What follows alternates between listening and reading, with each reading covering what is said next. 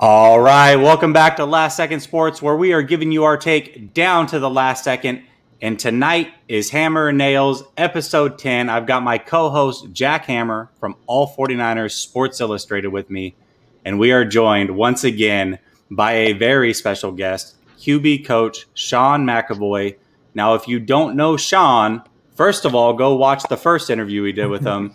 But second of all, he works for QB Takeover with Quincy Avery. He works with the likes of Deshaun Watson, Trey Lance, of course, who we're going to talk a lot about tonight, Malik Willis. He's worked with Justin Fields and many, many more. Coach, how you doing tonight, my man? Doing great. First of all, thanks for having me back on. And I'm excited I'm back on because I think the caveat for me making a return appearance was if the 49ers take Trey Lance. So we're super happy that happened and good to be back. Absolutely. Well, Jack, I'm going to kick it to you for the first question, my man.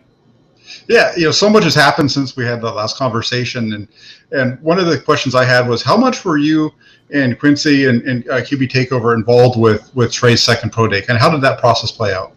Yeah, I mean, really not at all, right? And the what happened there, so like a quick timeline was obviously, and we talked about this before, we got the head start on draft prep with Trey, had him since October, got to work all the way through this kind of bonus months of draft prep. Once we got to January, went down to Florida and kind of kicked it into full gear. At the time, still thinking we were preparing for a combine. Obviously, that didn't happen. Still thinking you were preparing for kind of normal, maybe pro day, private workouts. All those things went to the side, right? So except for the on-campus pro day. So we did the first one at North Dakota State.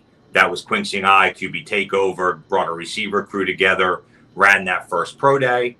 Obviously, after that, the 49ers trade up. So you kind of know some things are in the work. They're looking at QBs. Is it Mac? Is it Trey? Is it Justin? You didn't know. And then both Justin Fields and obviously Trey started this conversation of like, well, I'm going to have a second pro day now, right? We want to make sure that John Lynch and Kyle Shanahan can be there on site. And so the works were kind of in play to do a second pro day.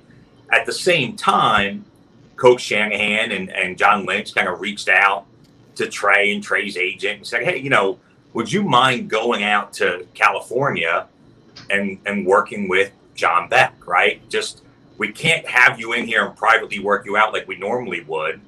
But here's a guy that, played for Coach Shanahan. They know really well. They know they'll get good information from him. And they kind of requested, hey, Trey, would you mind going out and spending some time with him? That way we can get direct feedback from him. And, I remember Trey kind of bringing up to Quincy and I, it was just a no-brainer. Like, what? Coach Shanahan wants you to do what? Yeah, go do that. Like, whatever that is, go do it. And so he spent a couple weeks working with John, obviously working on some specific details that John thought was going to be helpful for him. But more importantly, just kind of working out in front of a guy that Coach Shanahan trusts his opinion of. But really, John Beck wasn't very involved in the second pro day either, right? It was kind of, that was at that point, back to North Dakota State, was kind of run by the 49ers there on site. And just another opportunity to go throw and for people to see him again. So, obviously looking back now after the 49ers selected him, it's really easy to kind of see how things fell into place. Absolutely. Well, I know that you were a part of draft night. You were there in person. What a fantastic experience, I'm sure. So 2 questions for you. 1, maybe walk us through a little bit how draft night played out. And 2, we got to know the details. When did you actually have a feeling that Lance was going number 3 to San Francisco? Yeah. So first of all, like you said, just super cool to be there and get to experience firsthand, literally a guy realizing his dream, right, of being drafted to the NFL. So felt really honored that Trey wanted us there to be a part of it. Quincy Avery and myself went out. Reza, who does all of our strength conditioning, speed, agility work here in Atlanta, kind of part of the quarterback takeover crew. All 3 of us went out there to Cleveland. Just a good couple nights, hanging out with the family the night before, went out to dinner, trying to settle the nerves, right? Trying to just lead up to the moment. But So draft day comes, and there's a lot of, well, what do you think? I'm talking to Quincy, like, hey, what do you know? Like, what conversation? I know he had talked to John Lynch a few days earlier, right? And had a really, really good conversation. And you feel like a lot of good vibes, but you certainly don't know because, the 49ers really wanted to make sure that nobody knew until the moment the phone rang. I mean, I think that was something that I've heard John and Kyle talk about, and they wanted to kind of preserve that moment. And they did a really good job because I'll be telling you, we're sitting there. Zach Wilson goes number 2, and now 49ers are on the clock. And you're just kind of sitting in that room, guys staring at the phone, guys staring back at the TV. You can see the way that we're set up. We kind of had these individual pods, kind of in the green room, if you will, of the draft behind the stage. And so when Zach Wilson got picked, you kind of got a feel of how it was going to play out, right? You're in these pods. You can't even really see the other rooms where the other players are, but you can hear the applause go from a distant room. So when Zach gets picked, you hear this roar, you knew Zach was going to get picked by the New York anyway. But we're like, okay, so either our phone rings or we're going to hear a roar from maybe Mac's room, right? Like you kind of expected that was going to happen. And the other thing we kind of learned was how late on the clock does the team put their selection in, right? So you saw, it got down to 5 minutes and Jacksonville picked Trevor. And then it got down to about 4.5 minutes and you heard the roar from Zach Wilson's pop. So we're in the room. We don't know. I'm looking at Quincy. I'm like, do you know something? Like, did you get a minute heads up before we actually? He's giving me a blank stare. We're looking at the agents in the room and then the clock's ticking down. It's 5 minutes. It's 4. It's 3 on the clock. And you're like, well, I think we would know by now, right? If his phone was going to ring, I think we would know. There's no big roar coming from Mac's pod. Did they call Justin? Like, you're doing this kind of thing, right? Right. And then the faintest of telephone rings. Like, it was, obviously you could hear a pin drop in the room and you still almost didn't hear the phone ring right next to Trey. So it rings. You're like, oh, here we go. Trey picks it up. You saw the video by now. He's immediately emotional. Obviously, that they're not calling him and saying, hey, Trey, we loved you, but we're going to go somewhere else. Right. But still, you don't know. You're waiting for oh, great, coach, I can't wait. Or so just silence. He's having this conversation. Obviously, hangs up, see the tears, and then we kind of go crazy. So I feel in reverse, if I'm in Mac's pod, that's how you find out maybe that team doesn't pick you, is that you hear us kind of applauding and celebrating the moment. But just really emotional, really cool to be there. But no, to answer your question, until that phone rang, there wasn't a person in that room that had any idea where the 49ers were going. That's crazy. Wow. They really did keep it a secret then. That's very interesting. That's really awesome. So now that the draft is done and Trey's out here right now with OTAs, is there a plan for him to be going back to QB Takeover to work with you guys again? Yeah, absolutely. Obviously, the normal off-season training for NFL guys is normally that time between, usually January. You take some time off. You just finished a long season, maybe good vacation, chill for a little bit, and then about end of January, early February is when kind of the NFL guys come into town. And then so about 2-month period, from February to the end of March is really where our NFL time is. So that's when we'll plan on seeing a ton of Trey. But he's going to be back in a few weeks. We're doing our quarterback takeover flight school camp. So he's going to make a little guest appearance there and kind of serve as a counselor and get to interact with a lot of our college QBs and with, our young campers that are coming out, kind of the next generation. So we'll get a couple days and spend some time working with them there, over that weekend. But at this point, basically he's a 49er and whatever the team needs him to do is where his focus is. Obviously, we're just here to kind of support, via phone call or FaceTime, and we've been talking to Trey quite a bit, probably every other day here. I was texting with him earlier today and just kind of, how's it going, things like that. But more of a support role for us now. We'll find out when his bye week is, if he feels like there's something he's got to hone in a little bit, it wouldn't be out of whatever. It wouldn't be completely strange if he decided to come into town for a couple days if he felt like he needed to work on something. But no, I'm planning on seeing him in a few weeks. And then, we'll just be rooting for him all year long. And then in the off season, we plan on seeing him again. Now, do you get film of him? Like, is it odd for a professional quarterback to send you guys film maybe throughout the season and say, hey, will you take a look at this and let me know what's going on? I feel like I'm off, or I feel like I'm missing something. Does that happen? Yeah, so we have access to all the guys that we train, kind of all of their team's film. Quincy does way more of the NFL film breakdown work than I would.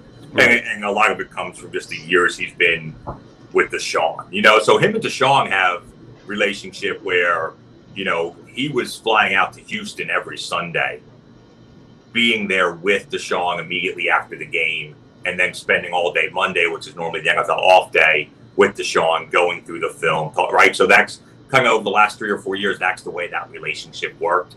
We'll figure out with Trey what he kind of needs, and we'll make sure we're there to support him. But yeah, we'll have access to everything. We'll watch everything, certainly as much as we can. And realizing that our role is more from a mechanics and really just confidence, right? That's kind of the role we play here. Yeah. And Trey, just like we thought, hey, this, boom, ready to go, hit Monday, feeling like you're ready to roll again. And really even at the college level, but at this point, the scheme and, the specific, what he's looking at, how he's reading, that's not our role. And that's completely the role of, Scangarello there and obviously Kyle, right? So we want to make sure that he's not getting mixed messages there. All scheme stuff is going to come from the 49ers. And then if he needs a little thing about his footwork or his elbow or whatever, we'll make sure we're in his ear and trying to help him there. Well, how do you, so that's actually an interesting point. So how do you avoid stepping on the toes of the QB coach? So in this case, it's Scangarello. What is it that Scangarello as a team QB coach brings to the table versus a personal QB coach? And how do you make sure that you guys are in sync in getting a quarterback ready to go mechanically and through the rest of that? Well, first of all, I think it's just like it's kind of staying in your lane a little bit. So really, like I said earlier, where we're going to focus on things that we think will help Trey's development is really from that February to end of March standpoint, right? The times where he's away from the team, and because he has to be, right, with the way the NFL rules are, it's like he can't work with his coach. Quite honestly, if he could be with Rich 12 months out of the year, for his unlimited time, and he could focus on all this mechanical stuff, that's where he should be, right? There's a reason Coach Scangarello has had the career he's had. Right. The reality is, and this is very similar to the college athlete as well, the reality is they just aren't allowed to work that long with that amount of time. And so what you're going to see is outside of these few weeks of OTAs where the coaches do have time to work on some mechanical things, once you get to week one, you're focused on winning games on Sunday. You've got very limited reps and very limited time. And, if you're the starter, you're obviously getting a few more reps than the backup. And, if you're on the practice squad, you're not getting anything. And so the quarterbacks then are left to kind of do a lot on their own. And that's where we want to make sure we're there to support them a little bit. Okay. One of the things that's kind of come out of some of these early practices, and I think we talked about this during our prior interview, was the tendency to maybe leave the ball a little high and have some high throws every once in a while. Sure. What are some things that kind of cause that, and how do you address it as a quarterback coach? Yeah, so it can be different, right? Some guys have just flaws in their throwing motion, So imagine a quarterback who's got kind of an up and down throwing motion.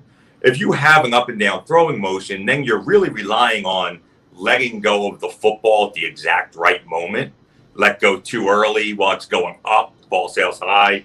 In theory, let go too late, you could pull the ball down.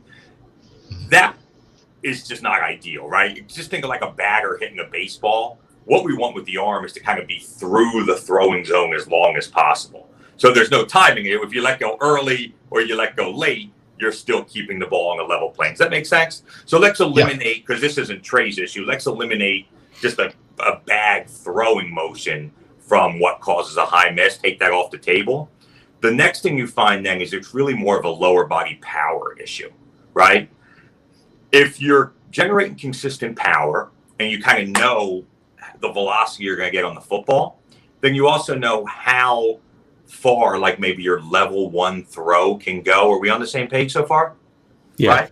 So if I'm getting consistent power, I can continue to be really, really aggressive with my throws on a low trajectory and keep the ball down. When I'm inconsistent with my power, now it becomes a guessing game a little bit with, am I going to have enough power to drive that level one or 1.5? Or do I need to add trajectory to get the ball there? Does that make sense?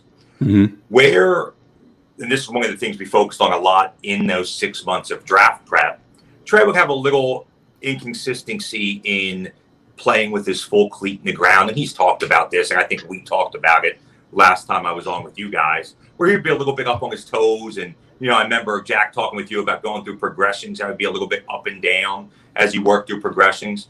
And that would cause him to not always be perfectly stable as he made the throw. And due to that inconsistency, sometimes he'd be guessing on trajectory, right? One of the things and why we felt really good about him going into his pro days and kind of sending him off was he was playing a lot better, staying loaded, keeping his full cleat in the ground. So now you feel like you're getting more consistent power. Now the next coaching point is you have to stay aggressive with the throw. So Trey is one of those quarterbacks, everybody remarks about how the ball jumps out of his hand. That's his kind of superpower. So his goal needs to be to continue to stay aggressive every time he throws the football so that his best throw is what you're seeing. When he has a tendency to miss high, from what I've seen through the last 6 months we work with him, it was him not being 100% fully confident in staying aggressive with the throw. So really what you're seeing is a good miss, if that makes sense. Right. It means that 98% of what he's doing is really good. Full cleat in the ground, generating great power, ball jumping out of his hand. He's just not trusting it, right? And he's adding more trajectory than he maybe needs on the throw. And it's something that, you know, I was in his ear about Quincy is, you know, like if Trey ever sees this, he's going to be like, oh, yeah, we talked about that a ton, right? That's it. But it's also a product of, you know, you're learning the offense. You're getting the relationship down with different receivers, kind of how deep they are on certain routes. And what I like is that the harder thing to fix is the mechanics of it.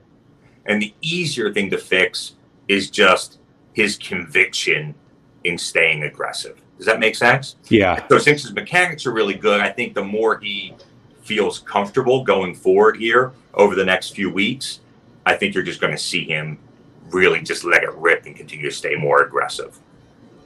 Yeah, I think that's kind of what my thought was, is it's a product of a new scenario. Like he's the freshman coming to a new school and nobody knows him. And so he's trying to make an impression. It's your first practice. And obviously, you know, people are going to overreact to every little thing. And they just spent a fortune to come get this kid. But it's going to take time. I mean, he's a human. He's got to get used to things and everything is new and different. So I think it's much ado about nothing, but I'm glad that you gave some clarification on that.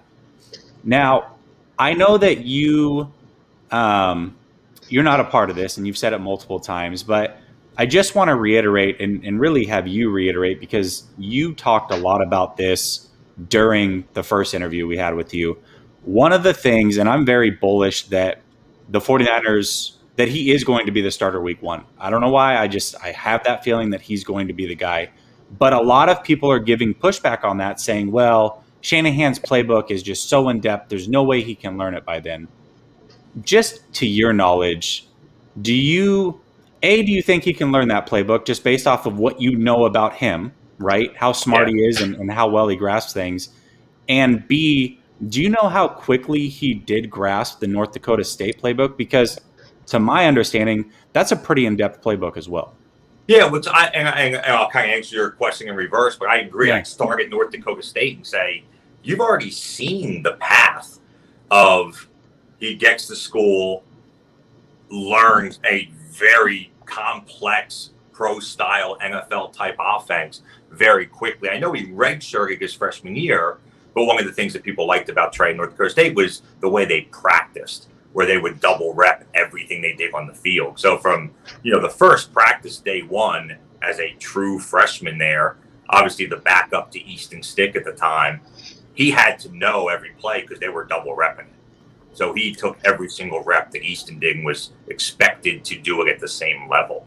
So, he had to go through a process where he was expected to come in and learn a very complex playbook, 256 plays to either side and a lot of the checks and audibles and progressions and, protections and things like that right away. So I think you've seen that. We talked a lot last time about how impressive he was during draft prep, seeing him on the board. By now you've heard, everybody from John Lynch and Kyle Shanahan and all the NFL talking heads that interviewed him and things have spoken to this about just how impressive he is in the room on the board. He'll draw up run game, he'll draw up whatever, ask him a question, he'll throw it right back to you. And so just knowing how he succeeded, and then obviously his breakout year was that redshirt freshman year right away out of the gate. You've seen that already on film.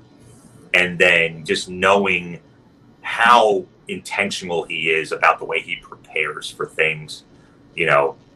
He's the guy who's, like the last, first guy in, last guy out kind of person. Yeah. Who's going to put whatever time is necessary to learn whatever he's handed. I think Kyle Shanahan also is going to be smart about making sure we're not giving too much or, bringing him along in whatever way they need to bring him along. But certainly with anybody else in the draft class or just quarterbacks in general, it's really hard to imagine a guy who'd be better than Trey at learning offense and being ready to do it quickly. Fantastic. Well, let's transition a little bit off of Trey because you do work with multiple quarterbacks and you guys have an extremely hot prospect coming out this year. The kid from Liberty, Malik Willis, he is gaining steam, it seems, by the second. Why don't you talk to us a little bit about Malik and tell us what makes him so special and why you guys are so excited about him? Yeah, it's funny because it's funny how these things happen. Like, okay, when does the world catch on to what these guys are doing? Right? We saw it play out with kind of the way Zach Wilson came out of nowhere, and even with Trey, okay, he's an FCS guy, but then people figured it out, right? Malik's gone through that path. Obviously, it was at Auburn, out of high school. Looked like he was in line after Stidham decided to make his run to the NFL. Looked like he was going to take over there. They decided to go with Bo Nix. So there's this natural, I guess he's just not that good. Well, maybe he can only run, right? Because you saw flash of that at Auburn, ripping off zone read for 70 yards against Mississippi State or Georgia or whoever it was in the SEC. We're like, okay, well, maybe that's the one thing he does. And so I think people needed to see him get on the field. And then he came out last year and quite honestly had a Zach Wilson type year last year, right? Yep. The problem was he's at Liberty. And so either you don't care or you're just not seeing those games or whatever. And so it took people a while to catch on. It was funny as it was happening. It was like, is anybody noticing what this kid is doing, right? He probably has, and Quincy's spoken to this, probably the strongest arm of any quarterback we've been around, right? And so right away, you're like, okay, well, that's something, right? Because we can name the list of QBs that we've worked with. And when you're saying something like that, and especially when Quincy's saying something like that, I think people started to take attention to that a little bit.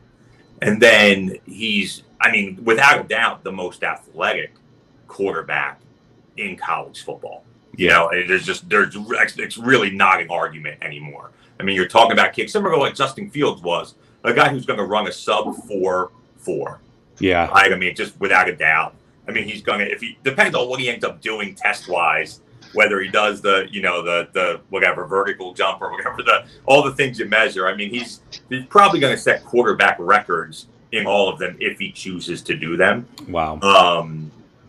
So, and you've seen his ability as a playmaker off schedule. It's funny because the things that we've seen the NFL gravitate to and really look for in a quarterback these last 3-4 years. we talked before about guys that are special versus guys that aren't, right? And who is tending to have more success in the NFL at this point.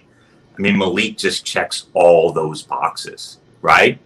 I think, if anything, the old knock on, well, their competition isn't good enough. I mean, we just saw Zach Wilson and Trey Lance get picked 2-3. You're right. And quite honestly, I mean, Liberty played 3 ACC games last year. They beat Virginia Tech. They beat Coastal Carolina, who was the top 10 program that everybody thought was great last year. They're going to play Ole Miss this year. I mean, you're seeing them play against good competition. But forget about kind of the numbers you put up, which were pretty crazy at times. You're seeing GMs and coaches want to see traits in a quarterback. So does he make good decisions? How's his footwork in the pocket? Can he work through progressions, right? That was the big knock on Justin Fields. You're seeing that throughout his film, which is why now that people are actually going back and looking at it, people are continuing to be so high on a kid like Malik. That's fantastic. Outside of Malik, who are some of the other quarterbacks that you're working with at Quarterback Takeover, that might be coming out of your stable here down the road that we should be maybe keep an eye on? So Emory Jones is at Florida. We expect Emory to finally, take the reins here this year. I think they did a great job with him at Florida. Obviously got him a lot of playing time. The things that maybe Auburn could have done more of with Malik, maybe things obviously Georgia could have done more of with Justin early on. Florida was the school that did that with Emory. And so he got a lot of experience under his belt. And I think he's really primed to take over. Obviously, Florida doesn't have the weapons they had last year, so he won't have Kyle Pitts at his disposal, right? But another guy who can make plays with his feet. You saw a lot of that the last couple of years. Those are the Emory highlights, was when he got put in there to kind of run some of his own read game. So now you're going to get to see a true dual-threat quarterback, another guy with a really whippy arm who can make throws all over the field. So he's a guy that we really expect to come out and have a big year in the SEC. Anthony Brown at Oregon. Guy's obviously been through the career at Boston College and, went to Oregon, looked like he was never going on the field last year. Then, ended up beating out Tyler Shaw and kind of taking over that job and, winning the Pac-12 championship and really played well down the stretch. Another guy that just looks like an NFL QB, like that big body, plays from the pocket, but is athletic enough to make some things happen off platform. There's some guys that jump out right off the top. I know I'm missing some guys here, so give me like a half a second here to make sure I didn't leave out a big one. De'Aaron King at Miami is going to be, another, it'll be interesting to see how people think his game translates to the NFL. While he does a lot of the special things with his feet that like a guy like Malik Willis can do, he's obviously a little smaller. Needs to, I think, continue to show people he can throw and make plays in big games. But you look at some of the games he had last year at Miami against Virginia Tech comes to mind, against NC State. I mean, some like 400+ yard, 4+ touchdown type performances, just a ton of talent, and obviously a very mature kid going into his 5th year. Just a lot. It's cool because these are guys that we've been working with since they were in high school, and you see it kind of start to build, and now you're seeing them kind of all over college football. Doing some really big things. So we're excited. It'll be a fun year. Now, Jesse's an Oregon fan, so I'm sure he's really excited to hear about Anthony Brown. Yeah, he's a big Oregon duck. I mean, if not for the way this year played out with COVID, Anthony Brown probably just like loses that year. This was supposed to be the year I go to Oregon. I show people I'm really healthy. I can do this, and I'm off to the draft. Right? That was kind of the initial plan, and then it looked like he wasn't even going to see the field. And then you see it come full circle, and luckily he's going to have that other year at it, and at this point kind of be the guy. So it'll be funny to see how it plays out. Yeah. Now, De'Aaron King, correct me if I'm wrong, he tore his ACL, didn't he? He did. Okay. He did. So he'll be coming back off injury. So far going really well. He's going to be with us again in a couple weeks here for flight school. Okay. But he's back. He's cleared. He's working out. Okay, good. Should have no problem being back for week 1. Obviously you never can tell what guys are going to be like coming off injury. And for an athletic, dynamic player, you really maybe questioning it a little bit more. But from everything we've heard and talking to De'Eric, it sounds like he's going to be ready to roll here for Miami come the fall. Well, that's fantastic news. I remember when the 49ers were at 12, there were some guys I was looking at round 2, round 3. De'Eric King was one of them. No Brock doubt. Purdy was another. And of course, neither ended up coming out for different reasons. But exactly. That's good. Okay, well, there are a couple questions, if you don't mind sticking around. Yeah, some of these guys in the chat had. So I do want to get to them and respect that they are paying attention. So, all right. So Josh says, did Lance gain from being a redshirt? I would think yes. So not only being a redshirt freshman, but I would assume probably taking last year off and working with you guys. Do you believe that that was a major gain for him? Yeah, I think, it's funny because we talked about this even coming into the draft about like, okay, is he ready to play right away? Sure. Right. Does he benefit by having a few? Of course, right? Like, and you answered yes about everybody in that situation. So yeah, I think he definitely did. An opportunity to not be thrown immediately into the fire per se, and to continue to develop into a role and to kind of live up to the expectation that they had out there for you. I think that definitely helped. And Trey will talk a lot about just the opportunity to learn from a guy like Easton Stick. Obviously Carson, Easton, they're churning out these NFL quarterbacks and that's probably where he learned how to prepare and how to, run meetings the way that the guys before him had, which I think is kind of the role he's enjoying right now with Jimmy. Right? Is just another guy you can kind of learn from and continue to, to kind of learn how to be an NFL quarterback. I think that's very important. I know that leads then to the question of, okay, so is Coach McEvoy saying he should not play for the first 9 weeks of, right? So I get how this goes, but, I think you always can benefit by not having the immediate pressure on you.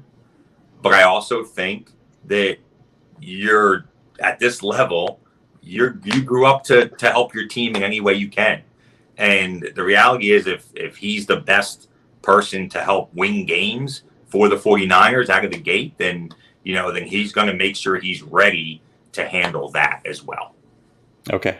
Perfect. I'm glad that you answered that because that was coming. Oh, yeah. He said Trey was only good because he sat for a year. Yeah, exactly. All right. Pinor says, when it comes down to the development of a quarterback, is it solely based on the faith that he will develop to his full potential? Kaepernick, for example, had all the tools but was limited. I think you can tell early on, because I think about all the quarterbacks we train. So right now we might have maybe 30 college quarterbacks that kind of work with this throughout the year. Mm-hmm. And about 20 of them will be here in a few weeks with us. Obviously, there's all different levels of where we think everybody's high-end potential is. So it's not like, hey, no matter where you start, we can get you here, right? It's just unrealistic. So, I was never around Kaepernick, so, it's a bad example for me to talk to, but I would imagine if you were around his circle, you saw maybe what some of his limitations were. Yeah. And we certainly work with quarterbacks like that, where it's like, hey, listen, he's really athletic. He's got a big arm. Mechanically, he just doesn't learn the way, and maybe it's a failure of the coaches around him too, that we're not tying, making that connection for him. Sometimes it's the kid just doesn't work as hard as he's going to need to work to make those necessary changes.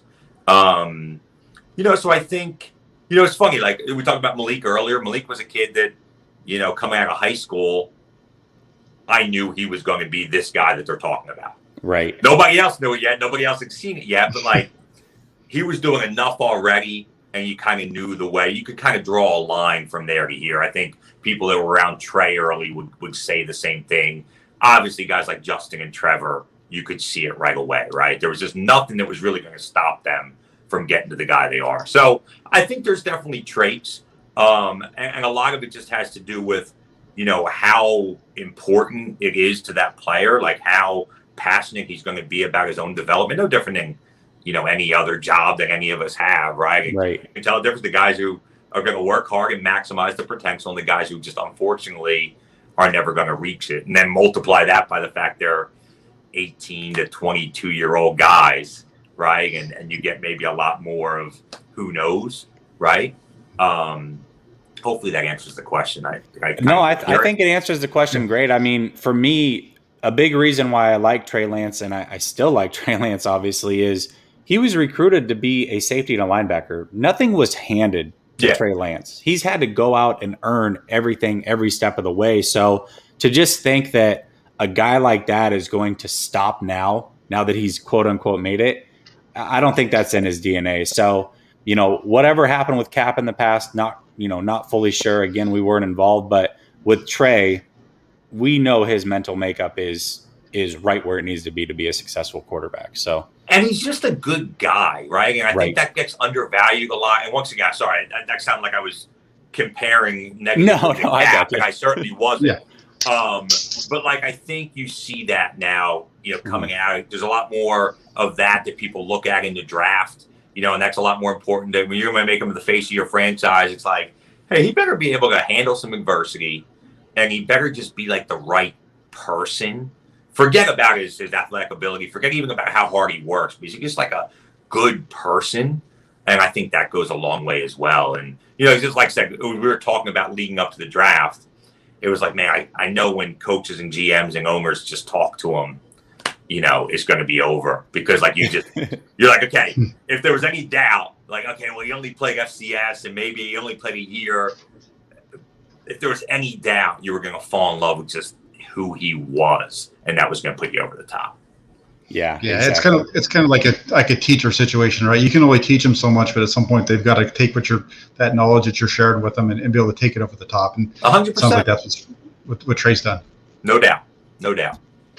All right, Ernest Vo, we actually answered this question, very first question of the show. So as soon as the show's over, go to Last Second Sports on YouTube. If you guys are watching on Twitch or Twitter, switch over to YouTube, Last Second Sports. The very first question actually addresses this with the first and second pro day. So we got one more here that I see. When do you think Lance will hit his stride in the NFL? Year 2 or year 3, like Mahomes? Yeah, I mean, I if we're talking about when's his peak gonna happen, then of course it's gonna be right. I think you just see that naturally, the difference between every player, maybe 3, 4, 5 years in versus where they were the first 2. You look at Josh Allen, who's probably the best example of a guy like Trey, right? Obviously, it took him a couple of years to get to that point. He's playing a lot better now than he did then.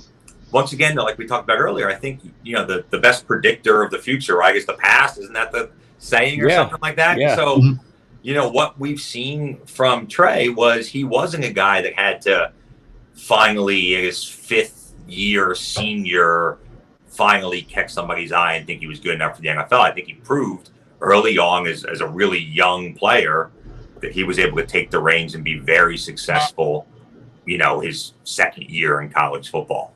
And so I don't think it's, ridiculous to think that he could be really good and ready to go really early. The other thing that, is San Francisco's in a different boat than a lot of guys are when they get drafted high. And obviously, we talk about this a lot, and just the way last season worked with injuries and then obviously trading up. I mean, Trey's number 3 pick is probably in the best situation that a number 3 QB has ever been, right? Right. Where they're on a really, really good team. In a team where there's support around him. Couple that with his ability to run a little bit and make plays with his feet. These are kind of the buoys that a young quarterback trying to develop have, right? So if I'm, Johnny Manziel in Cleveland and we're terrible and I'm not ready yet, man, that's sink or swim. Right. But I got other playmakers around me. We have a kind of a run first, play action type offense that I'm comfortable in because it's similar to what I did in college. And, no matter what, I can always pull it down and run for a few yards because I have that ability, right? And so now all of a sudden, you feel like a little bit of a floor is created maybe, where if he has to play early, I think, he can play at a consistent level. And then maybe we see his upside earlier than you would in normal circumstances. Yeah, absolutely. Keneal says, hello, everyone. Just wanted Coach to talk about Trey's mental game. I love the physical tools, but what stuck out to him was his mind. So physically, mentally, how do you weigh those? Yeah, it's probably his most impressive feature, which is saying something for a guy of his size, can move the way he moves.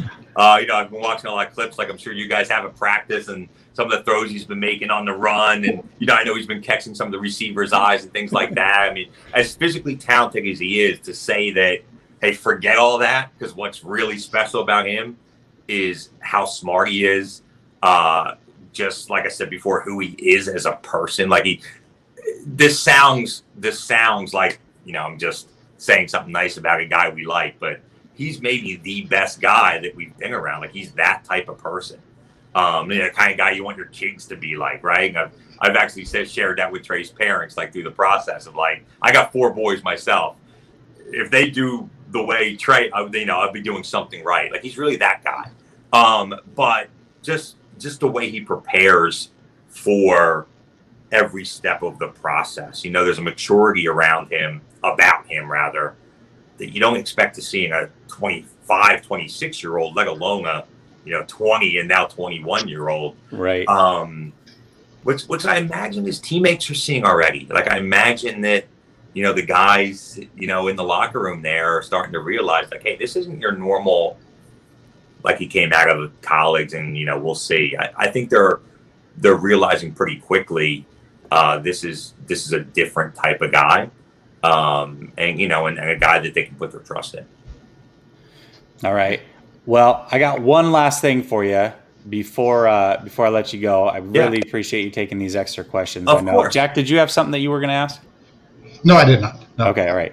Andrew Donato says, I noticed that Lance leaves his left arm / hand below his chin later as he releases the ball. Is there anything to work on that? Seems to hold some rotation momentum after the release. Thanks for the show. Speaking of foreign language to me, I think what he's talking about there is he seems to be that he doesn't really open up on some of his throws. I think that might be what he's referring to, because you can left arm kind of stay. So, the first way we kind of look at the throwing motion is we kind of separate the waist up from the waist down. And, the kinesiology term is like dissociation, right? Like the lower body moving independently of the upper body, if that kind of makes sense. So there's a piece of that I think we start with that framework.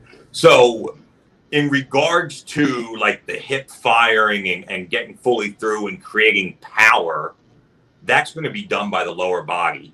And so, and I understand what he's talking about, firming up that front side and not letting that front shoulder open isn't going to be something that's going to affect his power in any way. So let's start with that piece of the question.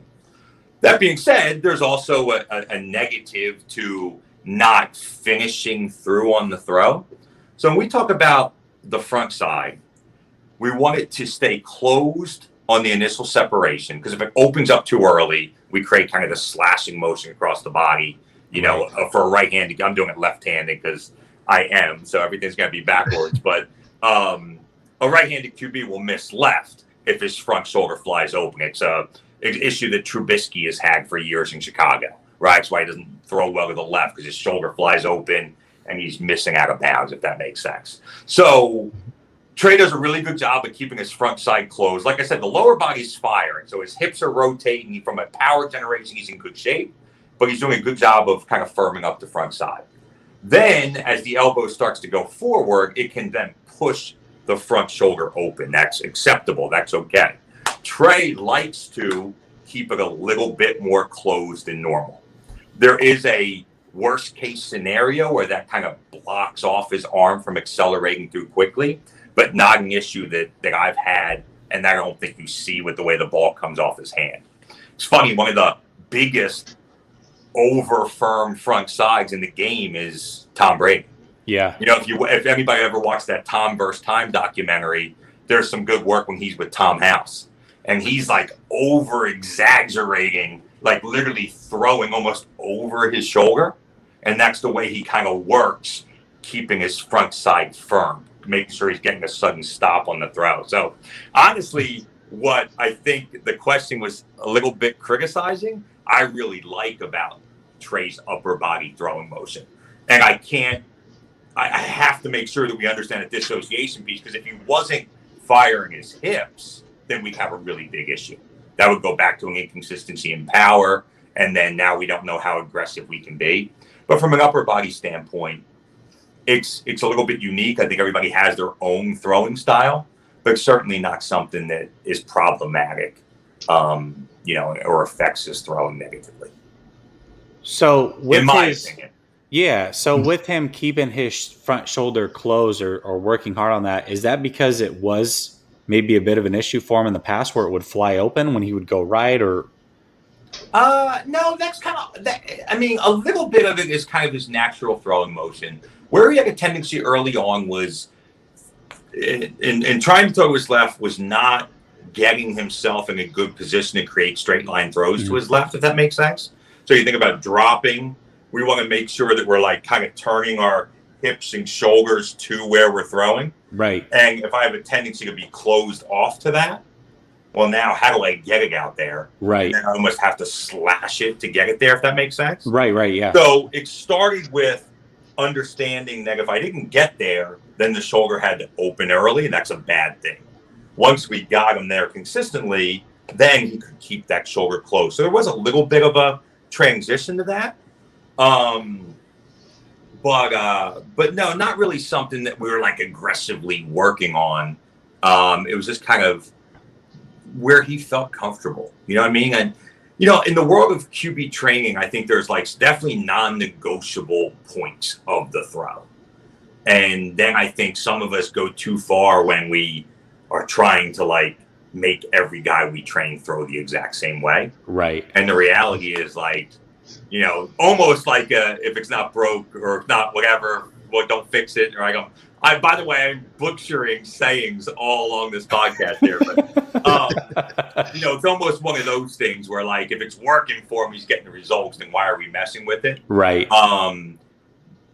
But it's something that works for him. It's more about being consistent and repeatable, which I think Trey's done a very good job of doing. So I think so. And it's like so funny because I can't, like all of you, I'm just like searching for film of all these guys, right? Like I'm searching in Twitter, like what's Trey doing? What's Malik Willis doing?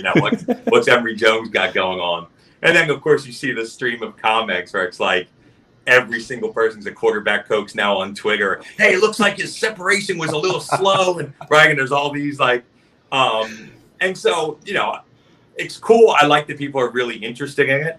What I say is a lot of what people think is an issue very rarely is, if that makes sense. So right. Sure. Well, Coach, we're gonna let you go. Thank you so much for giving us almost 50 minutes of your time. The chat is all over it, thanking you. They love having you on. It blows up both times that you've been on, so awesome. You'll definitely be back a third time minimum. Cool.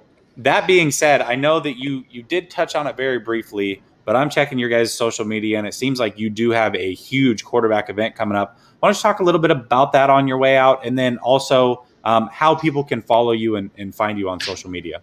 Yeah, so let me start there. It's QB Coach McEvoy. I know you guys are nice enough to have it on the screen there. So that's Twitter, it's Instagram, it's YouTube and TikTok and everything else you want is that. Our big event is our flight school event. It's our quarterback takeover flight school. It's already closed down. We capped out at 150 quarterbacks, so you can't get any more at this point. But it's our one event that Quincy and I do every year. We do it here in Atlanta. We bring in not only like 20 of the best quarterbacks in college football, but they're like our guys. They're our quarterback takeover guys, which is special, right? Because there's a lot of camps from Manning Passing Academy, and Steve Clarkson just did his Dream Maker or whatever that camp is in LA. And so you obviously want to bring in the best quarterbacks because it looks cool. What we think is special about what we do is these are guys that train with us year round. Like they buy into the way we teach, not just coming for a weekend to be there. So it's special for us to get the whole crew together. So Malik will be there, and Emory Jones will be there, and De'Aaron King will be there, and Sean Clifford from Penn State will be there, and Sam Hartman at Wake Forest, and Anthony Brown, guys we talked about earlier. 20 of our best guys will all of our NFL guys. Trey's going to be there, and we won't mention all the other NFL guys, but a bunch of other guys will be stopping through. If you know who we are and who we train, you can guess who's coming. But really cool event, and it's neat to see the NFL QBs, the college QBs embrace getting to coach and mentor and work with kind of the next generation, right? It wasn't so long ago that Trey Lance was in their shoes, and getting to have a guy to look up to and kind of follow their path means a lot to the quarterbacks that come to the camp. So we're really excited. That's fantastic. Awesome. Well, you can find all of his social media links down in the description. Great follow on Twitter. He's got a lot going on. Again, if you just geek out on this stuff, I know that we got our quarterback, but there are so many good quarterbacks that are coming out over the next few years that he works with and Quincy Avery works with. So I really encourage you to give him a follow and just keep up on what's going on. We'll definitely have him back. If you are watching tonight, again, on any other platform other than YouTube, I encourage you to come over to the YouTube side at Last Second Sports. Give a subscribe. Obviously, subscribe to Jack.